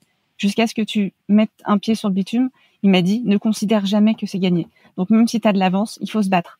Parce qu'en fin de compte, mon mari, même si il est plus fort que moi et qu'il a mis beaucoup moins de temps, il m'a dit mais moi qu'est-ce que tu crois, même si j'étais quasiment arrivée sur la descente de la Flégère, donc la toute dernière, j'ai vu un concurrent et même si c'était gagné, j'ai quand même essayé de le doubler parce que rien n'est acquis sur un UTMB ou sur un ultra. Rien n'est acquis. Donc jusqu'à ce que tu aies pas la certitude de passer la ligne d'arrivée, il fallait jamais que je considère que c'était dans la poche. Donc même si au Chapieux, j'avais 20 minutes, c'est bien mais c'est pas encore assez. Donc je me suis dit allez, t'emballe pas, ne lâche rien, continue et focus sur ta montre, sur les temps de passage. Parce qu'il reste quand même 120 km, ne pas oublier. Exactement. Tu avances ensuite vers le col de la Seigne en pleine nuit. Tu es toujours aussi déterminé. Je pense qu'on va comprendre tout au fil de l'épisode que tu n'es pas du genre à lâcher. Tu as malgré tout des premiers signes du manque de sommeil qui commencent à se manifester? Exactement. Donc je repars des Chapieux et là, je me mets à courir parce que je me rappelais évidemment de tout ce qu'on m'avait appris et tout ce que j'étais prête à faire. Donc dès que je pouvais relancer, donc je relançais. Et là, après les Chapieux, c'est une sorte de route bitumée où c'est un faux plat, mais je lâche rien. Et je me mets même à courir. Et là, je discute en fait avec quelqu'un et je réalise que il avait pris le départ, pas la même vague que moi, parce que cette année, à cause du Covid, on avait 3 vagues de départ, donc 17h, 17h30 et 18h. C'était en fonction de la Côte-Itra, donc bien évidemment, moi, je me retrouve à la fin. Et là, je discute avec quelqu'un qui me dit qu'il était dans la première vague. Ah, je comprends que première vague. Donc, je suis partie 1 heure après et je suis en même temps que lui. Mais c'est génial. Et du coup, ça m'a encore plus reboosté de voir que je gagnais des places. Pas forcément, c'est pas forcément le fait de gagner des places qui m'intéressait parce que honnêtement, je me fiche éperdument du classement. Mais ça voulait dire que je faisais une belle course. Donc, ça m'a encore plus donné du gras en fait pour me rebooster. Et effectivement, donc la montée du col de la Seigne, elle est particulièrement dure parce que on est en pleine nuit, il faisait super froid. Je crois qu'en ressenti, on avait jusqu'à -10. Et donc effectivement, dans la montée, il y a eu quelques moments où pareil qu'en 2019, je m'endormais et ça, c'est super dur à gérer parce qu'en 2019, je luttais contre l'endormissement. Cette année, j'ai décidé de pas lutter. L'endormissement ne m'aura pas cette année. Donc ma stratégie, je l'ai trouvée. Et sur d'autres ultras, en fait, j'avais pas trouvé comment réussir à lutter contre cette fatigue. Donc j'avais testé manger, boire, écouter de la musique, rien n'y faisait. Donc je me suis dit, il faut que tu trouves quelque chose d'autre. Et sur cette montée au col de la Seigne, il y a un moment où je me fais doubler par un mec qui avançait bien. Donc je me dis, écoute, au lieu de t'endormir, tiens, accroche-toi à ses talons et colle-le. Donc, paf, clignotant, je me mets derrière lui et paf, gauche, droite, bâton, gauche, droite. Et je le suis, je le colle. Et il me regardait, il me dit, mais qu'est-ce qu'elle me veut, celle-là? Je dis, rien, je veux juste te suivre et m'accrocher à toi. Et du coup, et à ce moment-là où je me suis énervée, en fin de compte, c'est ça, on s'énerve. On s'est dit non. Je me suis dit, je m'endormirai pas. Donc, je me suis énervée, je me suis collée à lui. Et comme par magie, plus d'endormissement. C'était fini. J'avais réussi, au moins cette étape parce qu'en fait, quand on s'endort, on n'avance plus. Et moi, comme mon but, c'était de gagner du temps, je me suis dit, chouette, j'ai trouvé le moyen. En fait, pour pas s'endormir, c'est facile. Il faut avancer plus vite. Tu vis ensuite à un moment de grâce au sommet du col de la Seigne. Est-ce que tu peux nous parler de ce moment privilégié que tu as vécu? Oui, effectivement, le col de la Seigne, déjà, pour moi, c'est assez familial parce que c'est la frontière France-Italie et ma petite maman, elle est italienne, donc mon papa est français. Et c'est un peu mon endroit parce que c'est la frontière France-Suisse. Donc déjà, ça, c'est quelque chose qui est important pour moi. On bascule dans le pays italien, donc c'est le pays de ma maman, où j'ai passé pas mal de temps en famille. Donc rien que le fait d'être en Italie aussi, c'est important pour moi. Et c'est surtout le moment où le soleil qui se lève. Et pour moi, il n'y a rien de plus magnifique sur cette planète, c'est de voir un soleil qui se lève en montagne. Et un peu après le col de la Seigne, c'est le col des Pyramides calcaires. Pour moi, c'est le plus bel endroit de la course. Et j'ai la chance, du coup, de le passer au moment où le soleil qui se lève. Et pour moi, c'est un moment magique. C'est la seule fois, d'ailleurs, sur tout cet UTMB où je me suis accordé une photo. Tranquille. Ouais, 1 minute, à peine, pas plus. Tu poursuis ensuite sur la combale et la partie plate qui lui succède où tu mets en exécution donc le conseil que t'avait donné ton mari sur la gestion des portions plus roulantes où tu continues à envoyer. Et tu poursuis ensuite sur l'ascension du Mont Fabre qui est un sacré morceau, mais un exercice qui te va plutôt bien et puis qui te conforte quand même dans l'idée que tu fais la bonne course jusqu'ici. C'est ça. Effectivement, donc la descente ou la combale, je regarde mon anti-sèche, bim, 50 minutes d'avance. Chouette. C'est bien, tout se passe bien, mais encore une fois, ne lâche rien, tout peut se passer. Il peut se passer plein de trucs, la blessure, plein de péripéties qui peuvent me mettre des bâtons dans les roues. Donc ne lâche rien. La combale, effectivement, l'endroit le plus roulant de la course ensuite, je me mets à courir. Courir. Enfin courir, trottiner plutôt. Ensuite, effectivement, l'ascension de l'arête du Mont Fabre, pareil, c'est un endroit qui est absolument splendide. On a le Mont Blanc de l'autre côté. J'ai eu la chance en plus d'avoir un soleil merveilleux qui a fait que j'ai quand même pu profiter un peu des paysages. Et là, c'est pareil, je me mets à doubler 2 filles. Donc déjà, 2 filles, c'est pas 2 hommes, c'est 2 filles. Donc forcément, ça me fait plaisir. Et je vois par leur numéro de dossard que elles aussi, elles étaient sur la première vague. Donc je me dis, mais chouette, je continue encore à gagner des places. Et à ce moment, en plus, je reçois un texto d'un cher ami qui me dit, Leslie, t'es en train de faire une course absolument formidable, t'as doublé près de 1000 places. Forcément, quand on est sur un UTMB... On peut doubler 1000 fois une personne, mais on peut pas doubler 1000 personnes 1000 fois. C'est ça. Et là, effectivement, je comprends, non pas par le fait de griller des places, parce qu'encore une fois, le classement, c'est pas ce qui m'intéresse, mais je me dis que je suis en train de faire une super course. Donc ça met du baume au cœur et ça continue de me motiver pour encore plus ne rien lâcher. Aux antipodes donc du moment de grâce que tu as vécu au col de la Seigne, maintenant il y a devant toi une descente vers Courmayeur et ça on peut le dire, c'est pas du tout le moment que tu préfères dans la course. Horrible cette descente. Je pense que c'est à ce moment-là où je me suis blessée en 2019. C'est encore une fois, les montagnards doivent bien rire quand je dis ça, mais pour moi c'est une descente super dure parce qu'il y a des marches à descendre et quand on a fait déjà 80 km, les marches qui font, je dirais peut-être 80 cm. C'est juste abominable. Les cuisses, elles crient. Les genoux, ils crient. Malgré toute la préparation, je me dis, mince, j'ai quand même mal aux genoux, mal aux cuisses, alors que, comme une damnée, j'ai fait du renforcement musculaire. Mais bon, ça passe. Ça passe beaucoup mieux qu'en 2019. Ça crie un peu au niveau des muscles, mais ça passe. Et donc là, j'arrive à Courmayeur. J'arrive à, si je me trompe pas, à 10h45 contre 12h20 en 2019. Et là, je suis hyper contente parce qu'en plus, il y a mon chéri qui m'attend avec mes parents. Donc, grosse séquence émotion. Mon mari savait que je faisais une superbe course, mais il laissait rien transparaître parce qu'il voulait pas que je considère que c'était gagné. Donc, pas beaucoup de temps. Je m'accorde cette fois-ci quand même une petite demi-heure, mais pas plus. Hein. Pas 31 minutes, 30 minutes de pause. Faut être précis. La section Courmayeur-La Folie, elle se passe ensuite sans encombre, avant une partie un peu plus technique qui te mène à Champey et qui te va moins bien. Exactement. Donc la partie Courmayeur, en plus j'ai la chance de voir ma meilleure amie qui était venue me voir à ce moment-là. Donc c'est pareil, elle me redonne de la force et son énergie qu'elle a, elle me la transmet. Et donc j'attaque Berton. La montée à Berton après Courmayeur, par rapport à 2019 où je l'ai monté vers 13h, donc c'était en plein cagnard. Là, il est environ 11h15, donc il fait un peu moins chaud. Mais c'est toujours cette montée, elle est vraiment pas facile. Ensuite, de Berton jusqu'au col Ferret, donc comme tu disais, c'est un sentier qui est absolument super joli, qui est pas vraiment difficile. Donc là, je me souviens encore des mots de mon mari. Je profite pour relancer, et là c'est pareil, ça a été militaire. Dès que je voyais quelqu'un devant moi, parce qu'il m'avait dit, Leslie, si tu rattrapes quelqu'un, ça veut dire que tu vas plus vite. Et là où en 2019, pour une notion de confort, à chaque fois que je rattrapais quelqu'un, je me mettais derrière cette personne, parce que c'est toujours plus confortable d'être derrière quelqu'un, d'engager une conversation et de suivre un peu son rythme. On se laisse aller. Sauf que là, non. Ma stratégie était toute différente. Dès que je rattrapais quelqu'un, j'avais pour but de doubler cette personne. Allez, tu l'as rattrapé, ça veut dire que tu vas plus vite, donc double-la. Et ça a marché. Ça a marché jusqu'au Grand Col Ferret. Alors, Grand Col Ferret, c'est pareil, c'est une montée qui est dure. Et dont ensuite, j'avais un mauvais souvenir en 2019 puisque je m'étais pris un orage absolument dantesque. Sauf que là, j'avais un peu plus de chance.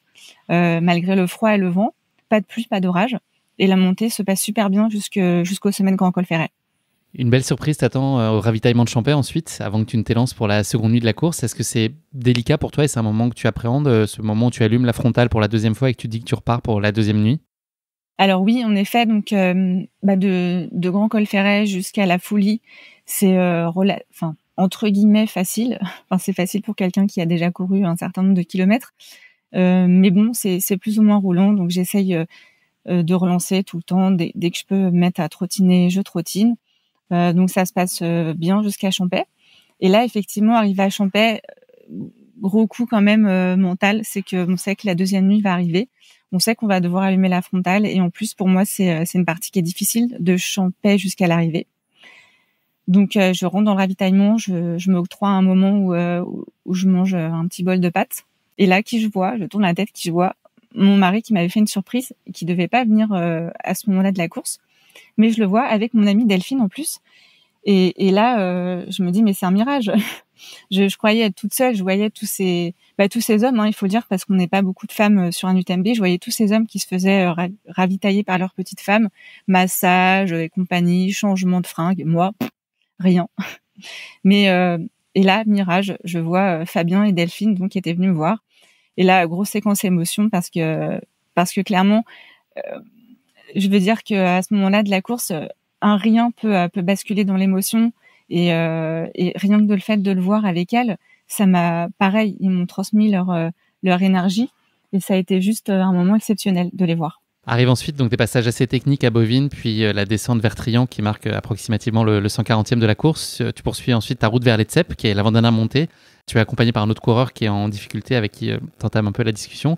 Dans quel état d'esprit tu es à ce moment-là? Est-ce que tu t'accordes enfin le droit de penser qu'il y a une possibilité que tu ailles au bout cette année-là? Ah non, pas encore. Non. Ah non, je t'assure, ça a été vraiment une lutte jusqu'à la fin. Je me suis jamais accordé la possibilité de me dire que c'était dans la poche, puisque j'avais tellement un mauvais souvenir de 2019, parce que finalement, quand je suis arrivée à la tête au vent en 2019, je me disais ils vont me laisser passer, donc j'ai fini. Donc là, forcément, je voulais pas revivre la même déception. Donc même au TSEP, c'était pas gagné, et loin de là. Parce qu'en plus, je savais que mon pire cauchemar n'était pas encore arrivé.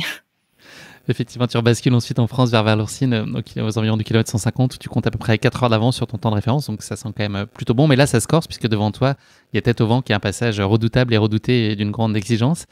Comment est-ce que tu te sors de cette difficulté majeure de la course? Alors effectivement, quand j'arrive à Valorcine, déjà, je revois mes parents et mon mari. Il est 7h15 du matin contre 11h15 il y a 2 ans. Donc là, je me dis pas que c'est gagné, mais je me donne la possibilité de commencer à déstresser et à peut-être un peu plus profiter. Donc Valorcine, je passe Valorcine, donc j'arrive au col des Montets et effectivement j'entame ce qui est pour moi le pire cauchemar de toute ma vie, qui s'appelle la tête au vent. Je ne dirai pas devant les auditeurs comment je l'ai insulté. Je peux mettre des bips si tu veux.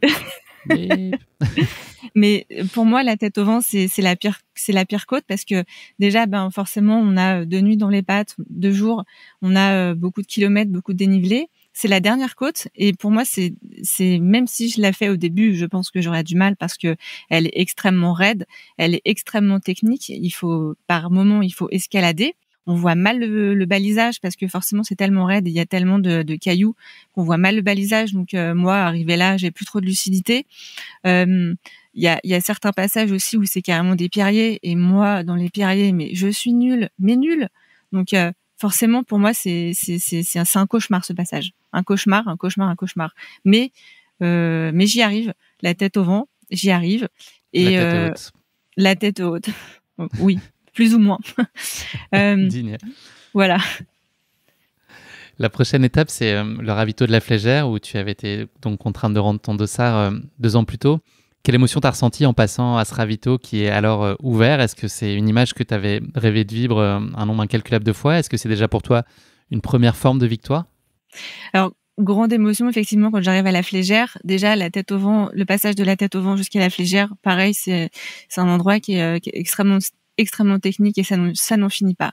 Et on voit la Flégère un peu plus bas, mais elle arrive jamais. Et là, ça commence vraiment à être dur. Mentalement, j'ai envie de lâcher, mais non, je lâcherai pas, évidemment, pas maintenant. Donc quand j'arrive à la Flégère, effectivement, c'est un grand moment d'émotion. En fait, je suis partagée entre vouloir l'insulter parce que la Flégère, en fait, je considère que c'est elle qui m'a arrêtée il y a 2 ans. Donc aujourd'hui, j'ai envie de l'insulter, mais j'ai aussi envie de pleurer de joie parce que effectivement, après avoir passé la Flégère, c'est presque gagné. Donc et là, c'est pareil. Mon mari qui a encore me fait une surprise et vient me voir à la Flégère avec mes parents. Ils ont pris le télécabine pour venir me voir. C'est juste incroyable parce que j'ai tellement de mauvais souvenirs sur ce passage-là. En 2019, c'est là où on m'avait arrêté de force et on m'a volé mon arrivée. Donc cette fois-ci, je le passe limite, tu mettras un bip, mais je lui fais un gros doigt à la Flégère. Je suis désolée, je suis obligée de le dire parce que c'est ce qui s'est passé. Je lui ai fait un gros bip en passant. Autobip. Est-ce que tu peux nous parler ensuite des tout derniers kilomètres de course qui t'attendent jusqu'à Chamonix? Comment est-ce que tu vis ces moments-là? Tu planes? T'es ailleurs? Merveilleux. Je sais pas si je trouverai les bons mots et sûrement que l'émotion va me gagner. Mais quand j'arrive à la Floria, alors la Floria c'est un endroit un peu magique pour les finishers de UTMB, CCC ou ECC, parce que la Floria c'est un petit bar en plus qui est très joli, parce qu'il est extrêmement bien décoré avec plein de fleurs partout. Et effectivement quand on passe la Floria, là oui, là je me dis ça y est, ma Lesley, je pense que tu peux te dire que t'as bientôt fini. Donc je passe la Floria et là c'est dur parce que j'ai mal aux pieds, j'ai mal à la malléole, j'ai encore mal à mes 2 genoux malgré tous les efforts de renforcement musculaire que j'ai pu faire. J'ai quand même du mal à plier mes genoux. Je place donc la Floria, je mets un pied sur c'est plus des sentiers là, en fait ça commence à devenir des grandes allées forestières. Et là en plus grosse séquence émotion. Je vois une de mes meilleures amies qui s'appelle Gwenaëlle, qui est venue me voir à l'arrivée et avec qui en plus je terminerai ces quelques centaines de mètres avec. Mais j'y croyais pas. Elle me dira plus tard qu'elle m'a pas reconnue parce que je planais et je savais pas où j'étais perdue. Alors déjà j'étais perdue, oui, parce que j'étais déjà submergée par l'émotion complètement. Cette arrivée, ce chemin-là, un peu un chemin de croix qu'on m'avait qui m'avait été retiré il y a 2 ans, je me dis est-ce que j'ai le droit? Est-ce que c'est vrai? Est-ce que c'est réel? En plus, je la vois qui pleure avec moi parce que malheureusement, elle avait tenté sa CCC, mais elle avait pas réussi. Donc, double séance émotion. Je continue les rues de Chamonix où, bizarrement, on a pendant 43 heures, du coup, c'est pas 46, hein, cette fois-ci, c'était 43 heures. J'avais parlé à personne ou presque. Et là, d'un seul coup, après avoir passé autant de temps seule en montagne, je vois des dizaines, voire des centaines de gens qui m'applaudissent parce que le prénom était sur mon dossard. Et là, je me dis, mais ça y est, elle est pour moi l'arrivée. Est-ce que j'ai le droit? Là, ensuite, je vois mon mari et je lui demande, je lui dis, mais est-ce que c'est réel? Est-ce que j'ai le droit d'être contente? Est-ce que j'ai le droit? Est-ce que je suis Lui vraiment t'a dit là? non, tu baisses pas la garde, Leslie, il reste encore 7 mètres, tu lâches Non, jamais, il peut se passer quelque chose encore. non, là, ça va. Il m'a autorisé à considérer que j'avais cette fois-ci réussi. Et là, je pouvais absolument pas retenir mes larmes. C'était un moment que je me souviendrai toute ma vie, forcément, parce que c'est cette arrivée dont on m'a privée, que j'ai frôlée, que j'ai à peine touchée il y a 2 ans. Aujourd'hui, elle est pour moi et j'avais l'impression d'être la seule participante de l'UTMB ce jour-là. En plus, quand on a une femme, et c'est ça aussi que je voudrais souligner, c'est que on n'est pas beaucoup de femmes à finir un UTMB. Souvent, quand on parle de trail avec mon mari, les gens le regardent, les gens lui posent des questions à lui, mais moi, me regardent pas. Donc là, oui, j'étais une femme et j'étais en train de finir un UTMB. C'était juste le moment le plus extraordinaire de toute ma vie. Je le dis, j'ai pas honte. Tu franchis donc la ligne d'arrivée après 43h47 de lutte acharnée. J'imagine que le cocktail d'émotions, et on l'a compris, il est très mélangé et multiple. Est-ce qu'il y a un sentiment qui prime malgré tout? Est-ce que c'est la satisfaction? Est-ce que c'est la fierté? Est-ce que c'est l'envie que ça s'arrête, la douleur physique qui prend le pas? Qu'est-ce que tu ressens précisément à ce moment-là? C'est difficile d'y mettre des mots, j'imagine, mais... Ah non, j'ai pas du tout envie que ça s'arrête. Au contraire, je sais que je ferai tout pour pouvoir trottiner ces derniers mètres parce que bon, la fierté est là et il faut quand même pas passer la ligne d'arrivée en marchant. Donc je me dis, il faut que je cours. Mais en même temps, j'ai pas envie parce que si je cours, ça veut dire que ça va passer vite. Et limite, j'ai envie de franchir cette ligne d'arrivée à reculons. Je me dis, prends tout. Mon ami Gwenaël qui me dit, prends tout, prends tout, prends tout. Oui, c'est ce que je fais, mais en même temps, c'est difficile parce que effectivement, je suis dans un état de total épuisement. Je me suis accordé pas une seule minute de comment dire. Je n'ai pas dormi une seule minute. Voilà, pas de répit, pas de dodo, rien. Et là, j'arrive épuisée, mais en même temps, je suis en train de vider toutes les larmes de mon corps. Encore une fois, cette fois-ci, c'est pas des larmes de tristesse, c'est des larmes de joie. Donc forcément, c'est différent. Mais j'ai pas envie. J'ai envie de mettre pause et pousse. Non, laissez-moi encore une minute pour profiter. Pousse, s'il vous plaît. Ce moment, tu l'as rêvé, j'imagine, des centaines de fois. Est-ce qu'il a été conforme à l'idée que tu t'en faisais? Absolument. C'était même plus que ça. C'était au-delà de tout ce que j'avais pu imaginer. Alors, j'avais certes déjà connu une ligne d'arrivée à Chamonix à travers la CCC et l'OCC, mais bon, rien à voir. Déjà, quand on arrive, on a vraiment la sensation d'être une héroïne. Parce que moi, je considère toujours que le héros, c'est mon mari parce qu'il réussit tout avec plus de facilité. Mais aujourd'hui, c'était moi qui étais en lumière. Et encore une fois, hein, c'est encore plus quand on est une femme, on est encore plus applaudi, on est encore plus sublimé, je dirais. Et oui, c'était conforme et même au-delà de ce que j'imaginais. Effectivement, comme tu le dis, je l'ai rêvé des centaines de fois. Chaque foulée d'entraînement, chaque coup de pédale sur mon home trainer, chaque levée d'haltère. Chaque nuit, à chaque fois que je laissais divaguer mon esprit dans les transports ou même ailleurs, je pensais à cette ligne d'arrivée. Et d'ailleurs, j'y ai pensé pendant 43h47. Je me suis dit, mais comment je vais la passer, cette ligne d'arrivée? Est-ce que je vais pleurer? Est-ce que je vais être contente? Est-ce que je vais avoir envie que ça se termine vite? Non, j'ai profité de chaque pas sur le bitume de Chamonix, de chaque allée, de chaque personne. J'ai essayé de regarder tous les visages de gens qui étaient admiratifs. Et ça a été vraiment une explosion d'émotions. Quels ont été pour toi les facteurs clés de ta réussite sur cette deuxième participation? Est-ce que tous les ingrédients que tu as changés entre la première et la deuxième et ton deuxième UTMB ont contribué chacun à leur échelle à faire que tu réussisses la deuxième fois? Oui, alors déjà, je partais un peu plus avec plus de chance parce que déjà, j'avais déjà vécu une première expérience des 2 nuits en course. Donc forcément, quand on part avec cette expérience en plus, on met encore plus de chance de son côté. Mais effectivement, le fait d'avoir corrigé toutes mes erreurs, j'ai beaucoup acquis en expérience. Et effectivement, tout ce que j'ai entrepris, ça m'a réussi, effectivement. Qu'est-ce que cette course, elle t'a appris sur toi? Elle m'a appris que j'étais capable parce que moi comme beaucoup je pense qu'il y a beaucoup d'auditeurs qui se reconnaîtront. Moi j'ai un gros manque de confiance en moi. J'ai toujours l'impression que je suis nulle et que je vais jamais y arriver. Aujourd'hui, l'UTMB, ça me fait penser tout le contraire. J'ai appris que vraiment quand on allait chercher très loin au fond de soi et quand on voulait vraiment quelque chose, quand on s'en donne réellement les besoins, maintenant, je sais qu'aujourd'hui, je suis capable. Cette notion de capable, pour moi, elle est importante parce que même dans ma vie professionnelle, dans ma vie privée, j'ai toujours le doute sur moi. Je pense que je vais jamais y arriver et je me dis que c'est pas pour moi, que je devrais me rabattre sur une course un peu plus facile. D'ailleurs, l'UTMB, pour moi, ça a été longtemps avant de franchir le pas.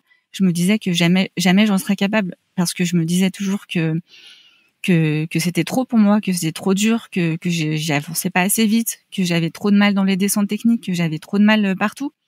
Donc aujourd'hui, oui, j'ai gagné en confiance en moi grâce à ça. Est-ce qu'il y a une image que tu retiens aujourd'hui plus particulièrement de cette UTMB? Est-ce que c'est la ligne d'arrivée ou est-ce qu'il y a vraiment, si tu devais cristalliser une seule image à emmener avec toi de cette UTMB 2021, qu'est-ce que tu choisirais? Je peux en choisir plusieurs. Vas-y, carte blanche. La première, c'est le lever de soleil sur le col des Pyramides calcaires. Pour moi, cette image, elle restera gravée parce que c'est le plus beau moment, le plus chaleureux. Pareil parce que quand on éteint sa frontale, c'est toujours un moment un peu réconfortant. Et surtout, cet endroit est tout simplement magique, avec un lever de soleil qui était vraiment sublime. Le deuxième moment, c'est quand j'ai vu mon amie Delphine et mon amie Gwenaëlle venir me rejoindre. Ça restera aussi gravé dans mon cœur. Et forcément, mon mari qui me rejoint sur la ligne d'arrivée et qui pleure avec moi parce que il était tellement heureux et tellement content, tellement fier. Et j'avoue que me voir briller dans ses yeux, c'est aussi quelque chose qui était vraiment agréable à ressentir. Si tu avais un conseil ou un enseignement à transmettre à quelqu'un qui voudrait participer pour la première fois à l'UTMB, qu'est-ce que tu lui dirais? Je dirais que il faut toujours croire en ses rêves, même si on s'en sent pas capable. Quand on a un objectif et quand on est comme moi un peu pas très rapide et surtout avec un gros manque de confiance, encore une fois, il faut croire en soi, il faut se donner les moyens, il faut vraiment se battre pour réussir, parce que la ligne d'arrivée que je considère comme un rêve, c'est extraordinaire et c'est merveilleux de réussir ce dont on s'est battu pendant tant de mois. Et j'ai vraiment cette leçon que j'ai envie de donner aux autres, c'est de toujours croire en ses rêves et surtout s'en donner les moyens pour réussir. Merci beaucoup Leslie pour ce témoignage et ce conseil très avisé que tu partages et puis l'émotion qu'on a pu ressentir aussi à t'écouter au fil des kilomètres et de cette incroyable aventure humaine que tu as vécue sur l'UTMB. Je te propose de conclure cet épisode avec une dernière question, c'est le motto de la fin. Donc c'est une devise qui incarnerait ta philosophie de vie, la façon dont tu apprends les choses, une espèce de leitmotiv qui t'accompagne au quotidien. Est-ce que tu auras un motto à partager avec nous? Oui. Alors, j'ai longuement réfléchi parce qu'il y en a plusieurs. Mais si je dois en retenir qu'une, c'est la suivante. C'est la meilleure façon de réaliser l'impossible, c'est de croire que c'est possible. Merci beaucoup pour ce motto, Leslie. C'est malheureusement déjà la fin de cet épisode.